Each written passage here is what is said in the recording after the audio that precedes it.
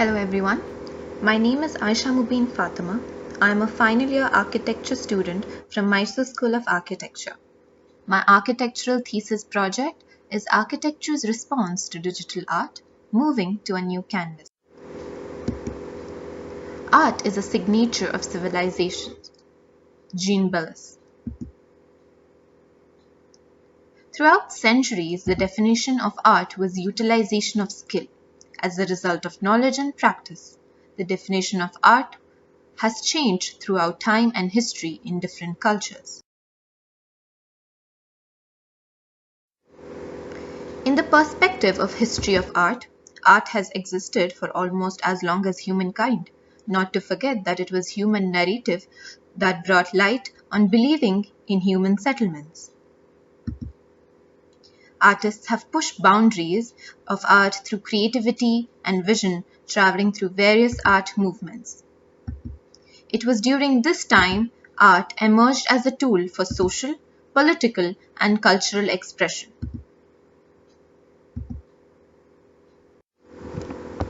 The 21st century is moving along the lines of contemporary art, where there is a dynamic combination of methods, concepts, challenging the boundaries of art and technology, hence dropping spotlight on digital art. Today, in the blooming era of technology, digital art has made its way to the canvas and is here to stay. Moving from brush and acrylics, artists could now use paint with light, sound, pixels instead of just paper. Digital art comprises of computer-aided designing styles and illustration techniques through computer technology. Certain ways of representing digital art is digital painting, animation, video art, software art, 3D printing, and many more. The aim of the project is to create a platform that provides opportunities to promote digital art technologies by providing collaborative and interactive spaces that can narrate the work and media behind evolving phase of art. Adopting to modern technology has definitely given more scope to create and present art innovatively. Creativity of artists is no longer restricted to brush and canvas. Few of the ways of representing digital art is liquid crystal display screen, digital projection, digital installation, and comprehensive display and organization system, where the viewer can experience moving imagery and can control the choice of art. They are now introducing new canvases for the upcoming digital art presentations and exhibits.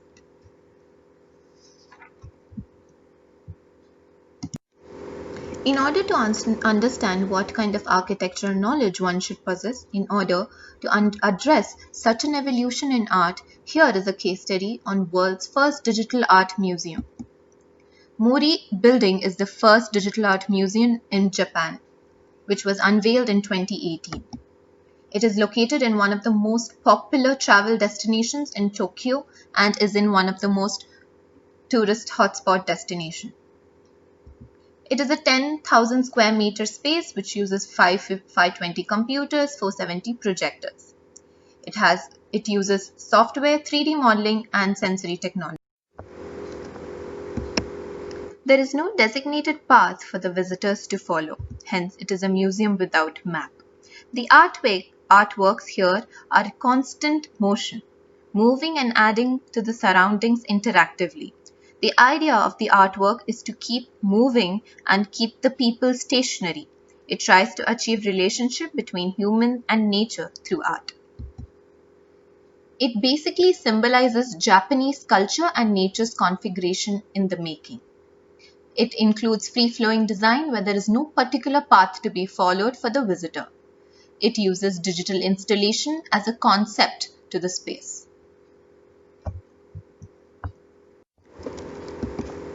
Kochi Muziris Binale, Kerala. It is a host to an art exhibition and an art festival that is largest of its kind in South Asia. It showcases new India and international aesthetics and art experiences between artists, curators, and public. It is India's first attempt to exhibit digital art. artists present a change in palette from traditional art forms to presenting digital art forms. My biggest takeaway from the project was its attempt to keep the audience engaged and using the streets of Kochi to express visual art. Another case study in a similar fashion is Kala Ghoda Arts Festival in Mumbai. Kala Ghoda Arts Association was formed with an intention of maintaining and preserving the heritage of art of South Mumbai. It was curated by an architect, Altaz Miller. It focuses on the street planning as the art festival revolves around a particular route to be followed. The festival took place in one of the prominent areas of Mumbai with heritage value, which in return added heritage value to the festival. Digital installations were done in an outdoor environment yet managed to create the same impact as if it was done indoors. Pedestrian routes encouraged more public activities such as fairs, kiosks, and cultural performances.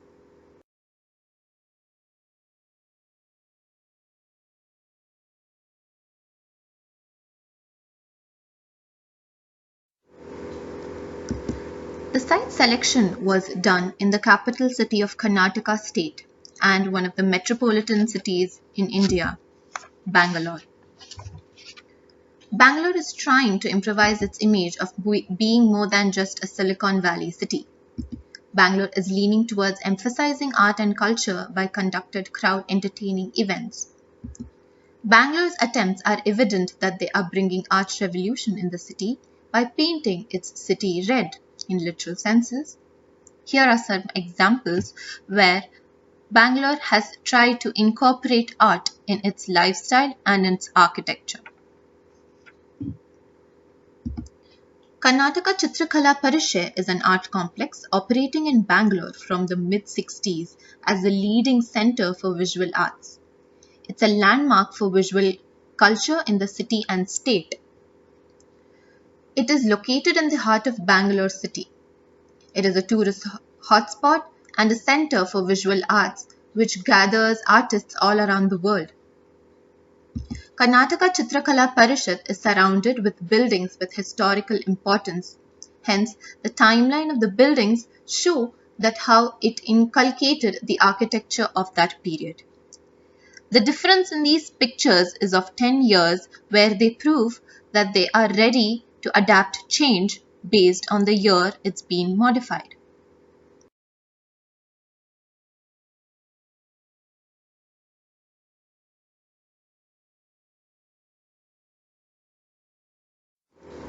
Since the site was located in the city central of Bangalore, its access was the most important facility that needed to be addressed. The proximity of these transport facility plays an important role in why CKP was selected as a site. Also, according to the Bangalore Development Authority (BDA), the master plan of 2015 for Vasant Nagar, where CKP Karnataka Chitrakala Parishath belongs to, shows that it is a public and semi-public use. In fact, the master plan of 2031 also shows that it can be used for public and semi-public use, based on which the future function of the sites fits perfectly to the program.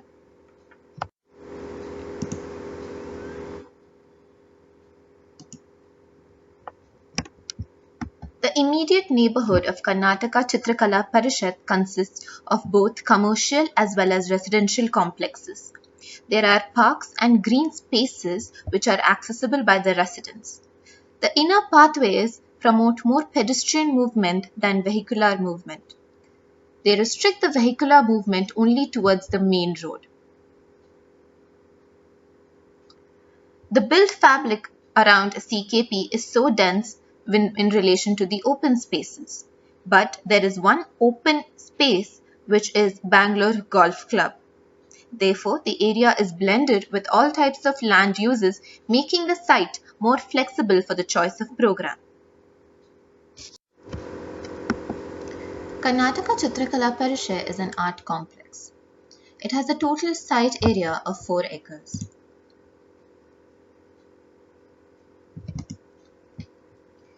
Currently, the only functioning block in the CKP complex is the CKP Gallery, which houses folk and traditional art. It also has a college associated to the gallery. The college functions as an evening college, as an entire academic institution for CKP is set up elsewhere. So, according to the administration of CKP, the idea for the future development of CKP is to demolish all the non-functioning blocks and convert the entire building into an art exhibit space. Hence, the idea of adding digital art in an already existing folk and traditional art seemed more promising on the selected site. The site features also added major benefit for selecting CKP as a choice for the digital art complex. The site analysis for Karnataka Chitrakala PARISHATH, starting with climatic analysis.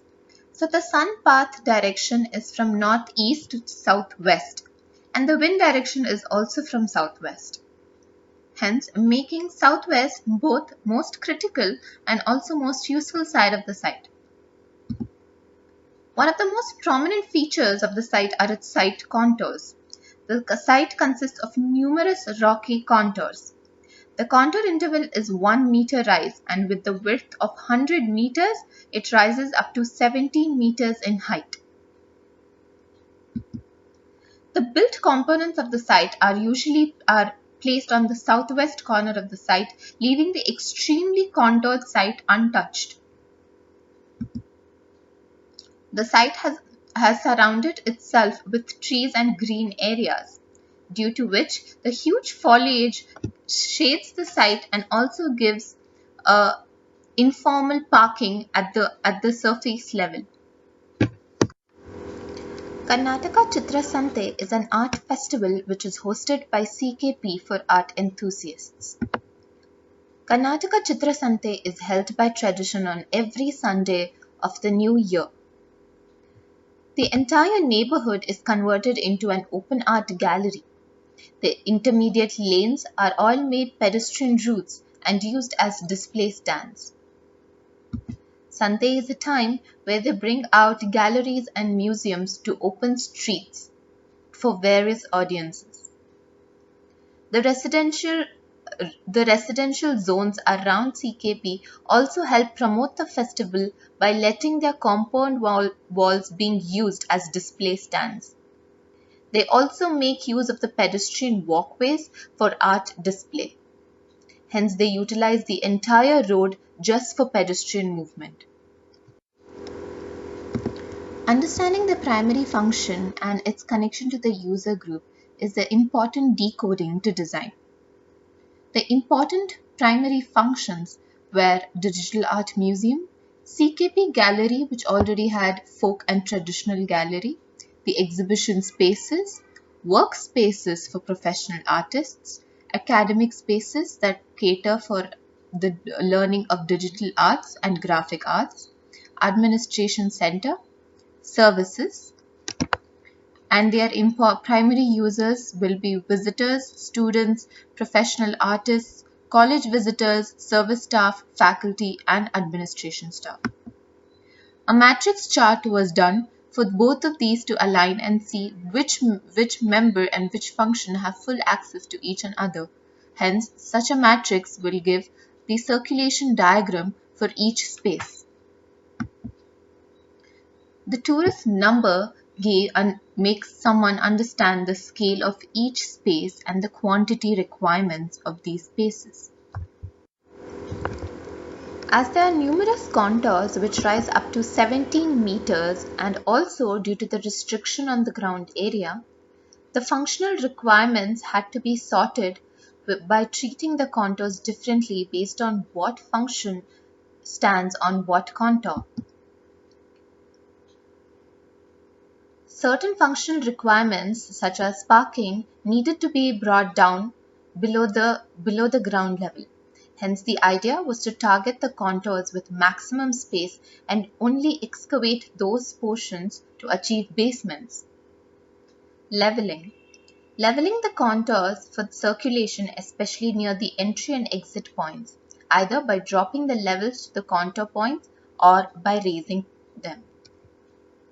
Stacking. Due to difference in height, stacking function one above the other, hence creating volume adds the form to the function. And lastly, cantilevering.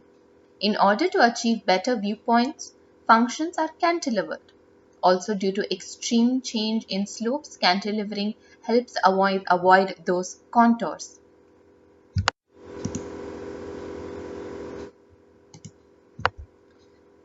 The stacking of each function was done based on the timeline of art revolution. Like initially on the first and the ground and the first floor, it continues with folk and traditional art growing and then finally reaching to digital art. The idea was for digital art to spill over the heavily contoured area also. The important part was the natural features that were already existing on the site, such as trees and rocky features. Hence, the entire building kind of circulated around those natural features.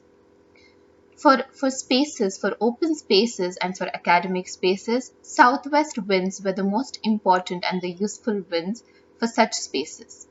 But in case of a digital art museum, where most of the building parts were enclosed, did not need natural ventilation running through it. There was an important need of a pedestrian route since we are talking about academic universities and also workspaces. Hence, there was an important need of a pedestrian route to be discovered. Also, there had to be a connection for the digital art museum to spill over from one side to another. Hence, creating a bridge sort of a structure above the pedestrian route would also shade the pedestrian route. There was no necessary need for the academic block to be connected to the digital art museum. But the digital art museum can be linked to the workspace as it will give the visitor an inside look of how the pre-production and post-production of digital art happens. With all this knowledge and conceptual drawings, I understood a brief idea of how to place my buildings on these zones. Understanding how the parking movement and the basement movement will run across the site was also important as to figure out the entry and the exit movements. Also, I wanted to restrict myself of using vehicular movement all around the site and only have pedestrian routes running all over the site. Hence, with this, the next step was finally designing the site plan and hence moving on to designing the entire block.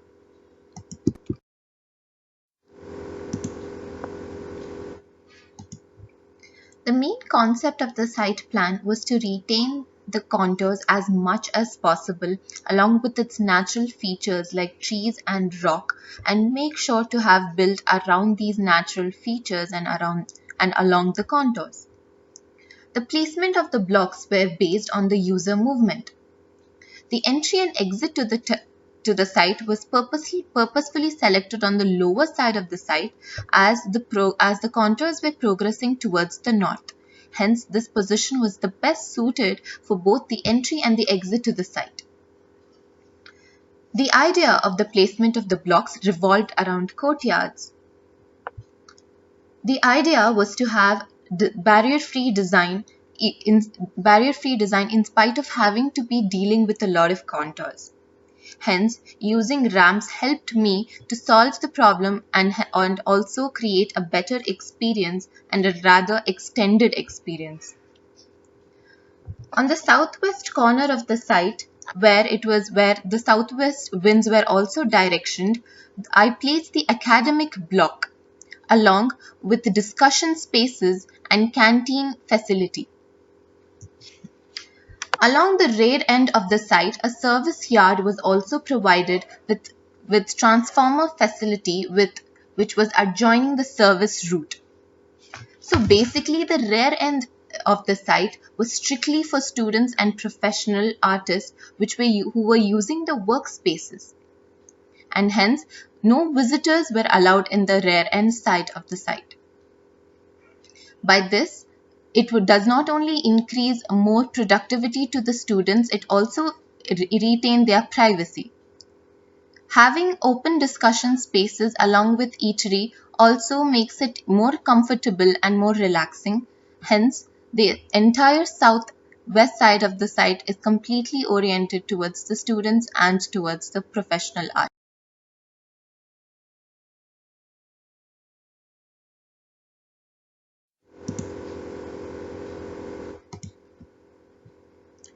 On asked about functional requirements, the primary need was for parking facility. Since CKP has only surface parking, which was insufficient, a bare minimum of 200 car parking was definitely asked for. In order to create basement parking, I choose the contours with maximum width to excavate. And I chose only to excavate that portion of the site in order to retain the exceeding contours facing towards the north. The grid worked on is 8.1 by 8.4 meter, hence creating a column layout. Each service core contains of staircase and lifts, and which is placed 23 meters apart from each other, as they have fire exits, and which is mandatory to have 23 meters apart according to the bylaws. The basement plan also accommodates parking for barrier-free design.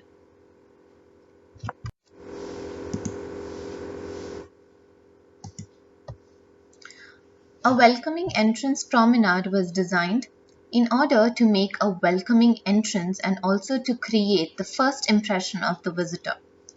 The design for the museum block was such that people visit all places designed and then move on to the next floor. An indoor space was also provided for the external curators to present their work in the CKP campus. A mezzanine floor level was also added to the ground floor for distribution of functions and for better viewpoints.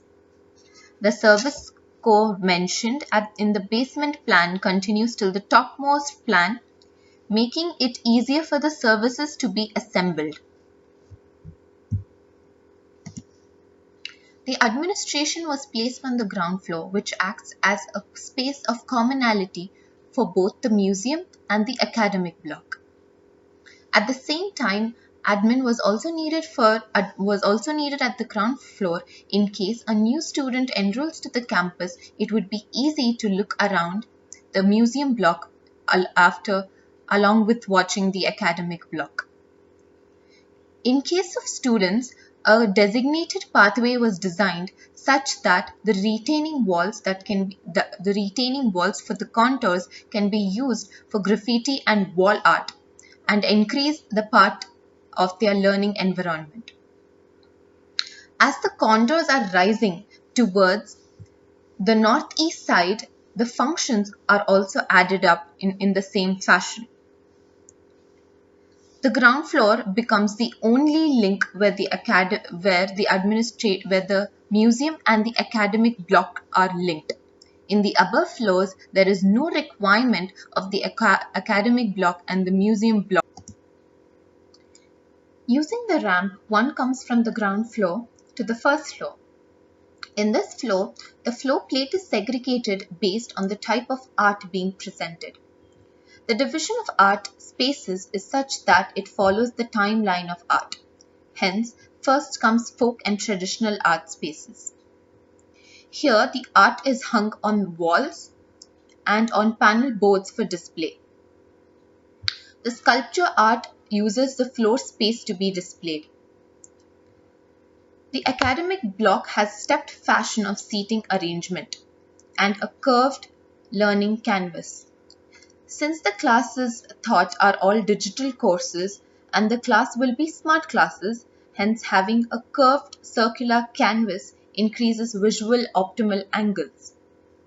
Also notice on the northwest side where the contours are constantly being treated on each floor, here is another addition. To the discussion and the canteen block, workspaces for the professional artist also is joined. The spatial requirement is for the workspaces are based on the user number, where it has unit cell for one person and team cells for a minimum of 5 people.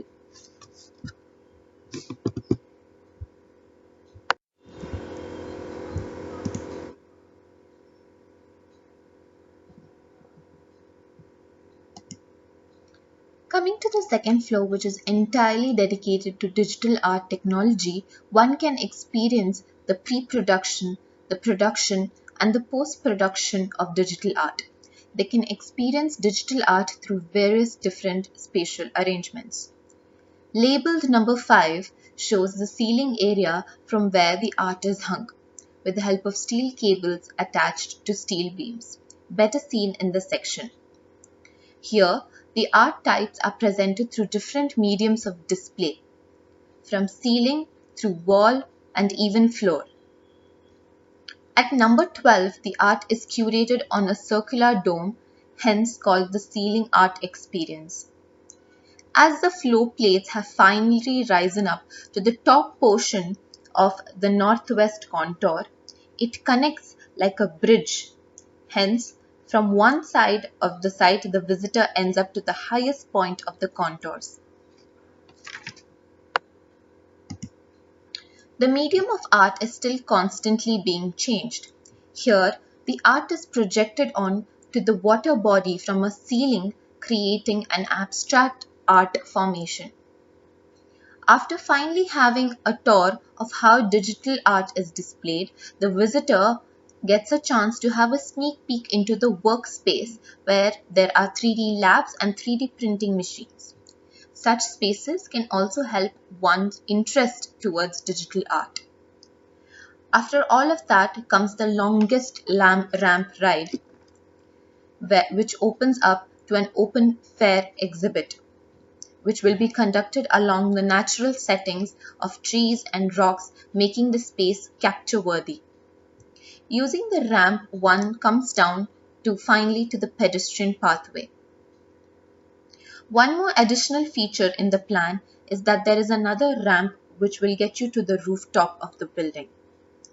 The rooftop faces towards the north side, hence it will not have the harsh sunlight hitting the users. The rooftop is in section AA-, the main central ramp is highlighted here. Each floor shows different types of art and different medium of display. The service route goes along the contour heights towards the north side. In section BB-, the water canvas is presented through the ceiling projection, along with which there is wall display in the adjacent space. Also, the ramp leading towards the rooftop is also cut in section.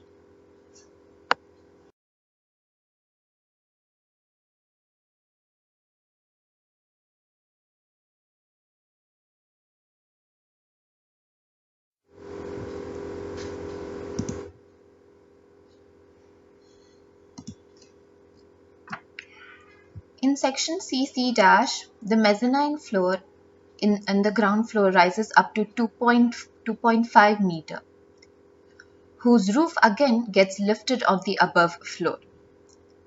The ceiling dome exhibit shows where the curator stands in the center and presents the show on the dome, making the dome as the canvas. In section DD-, the floor with ceiling art is displayed with the help of panel boards, which are hung with the help of additional members. It also shows different types of sculpture spaces present on each floor.